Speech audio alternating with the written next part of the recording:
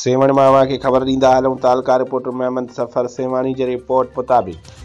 सॼी सिंध जियां सेवण में भी जशन सैयदा ताहिरा आबदा ज़ाहिदा दख्तर रसूल सल्लल्लाहु अलैहि वसल्लम बीबी फातिमा ज़हरा अलैहिस्सलाम जी विलादत वॾे अक़ीदत ऐं एहतराम सां मल्हायो वियो, जॾहिं त जशन विलादत बासआदत डॉक्टर मोहम्मद इक़बाल जाफ़री जी अॻुवाणी में अंजुमन अहले बैत तरफ़ां इमाम बारगाह जाफ़रिया शेख महला सेवण शरीफ़ में मुनक़िद कयो वियो। जशन विलादत जे प्रोग्राम जी शुरूआत क़ुरान पाक जी तिलावत सां कई वई। उन खां पोइ क़सीदा ख़्वाननि में ग़ुलाम मुस्तफ़ा समो, ज़वारो महदी रज़ा, ज़वारो हुबदार अली ऐं असद अली भट्टी पंहिंजे नज़राने अक़ीदत जा गुल निशावर कया, जॾहिं त उन मौक़े ते ख़िताब जे सिलसिले में ख़तीब आले मोहम्मद मौलाना ग़ुलाम शबीर हैदरी पंहिंजे ख़िताब में जशन विलादत बीबी फातिमा ज़हरा अलैहिस्सलाम जे शान में ख़िताब कयो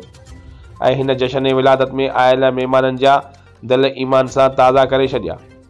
हिन जशन में शामिल सेवण शहर जा सादात मुअज़्ज़िज़ीन सां गॾु सेवण शहर जे मोमिननि भाइरनि ऐं सेवण शहर जे अवाम वॾे तइदाद में शिरकत कई,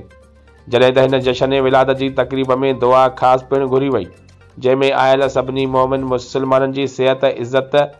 शरीयत ऐं माल रिज़्क़ में बरकत लाइ कई वई ऐं ख़ासि तौर ते दुआ डॉक्टर मोहम्मद इक़बाल जाफ़रीअ जे ख़ानदान ऐं उन्हनि जे विसाल कयल अज़ीज़ो अकारिब जिन जे मग़फ़िरत लाइ पिणु दुआ घुरी वई ऐं आख़िर में हिन जशन विलादत जे प्रोग्राम में लंगर जो पिणु एहतमाम कयो वियो,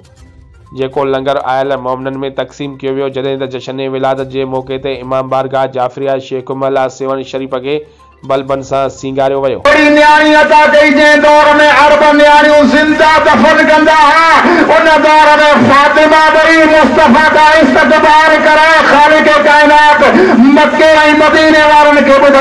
अगर भी फातिमा जहिड़ी हुजे त नबियन जो सरदार उठी इस्तक़बाल कंदो आहे। आज पाकीज़ा सारा चमन है, ओ खतीजा मुबारक तुम्हें, आज पाकीज़ा सारा